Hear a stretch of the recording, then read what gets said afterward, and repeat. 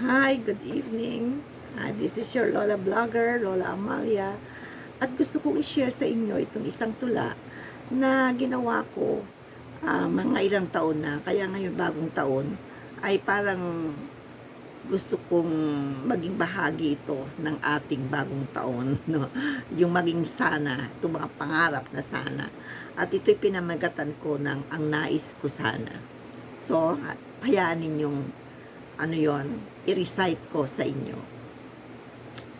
Ang nais ko sana, makitang sagana, lipunang ginagalawan. Walang taong nagugutom, tiyan ay kumakalam. Sa mga lansangan, walang mga pulubing, nakasahod ang mga kamay. Ang nais ko sana, ang makitang bawat mamamayan ay may paggalang sa mga batas na pinaiiral ng pamahalaan, hindi nilalabag at ginagawang biro-biruan. Ang nais ko sana, mga namumuno sa bayan, sa paglingap ay maging matapat, ang tungkulin ay gamitin sa ikabubuti ng lahat. Ang kaba ng bayan ay gastusin ayon sa nararapat. Ang nais ko sana, makitang lahat ay maunlad. Walang mga informal settlers na nagkalat. May bahay bawat pamilya, gaano man kapayak. Ang nais ko sana, ang Kristiyano at Muslim, kapit kamay at magkayakap. Ang Mindanao ay tahimik na at umuunlad. Mga kabataan ay nasa eskwela, lapis at hindi baril ang hawak. Ang nais ko sana isang lipunang tahimik, nagkakaisa at maunlad, isang paraisong pagmamahalan ay laganap.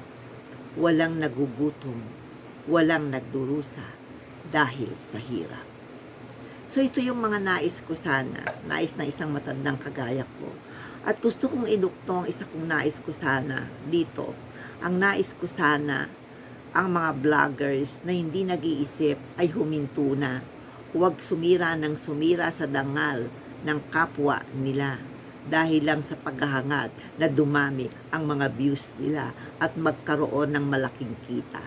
So ang nais ko sana, tumulong kayo sa pagpapakita ng maganda na ginagawa ng bawat isa sa halip na sinisiraan ninyo ang mga kapwa ninyo Pilipino. So ito ang nais ng inyong Lola Amalia, ang inyong Lola Vlogger. So maganda, maligaya, masagana, tahimik, mapagmahal na bagong taon 2024 sa ating lahat. Ang nais ko sana, isang bansang buo, isang bansang nagmamahalan ang mga tao na dito ay nakatira. Bye-bye! This is your Lola Vlogger na nagdadasal na sana'y mamulat tayo sa katotohanan. Hindi uunlad ang ating bansa kung wala tayong gagawin kundi siraan ng siraan ang ating kapwa, lalo na ang ating mga namumuno sa ating ikangay pamahalaan. Bye-bye. Good night.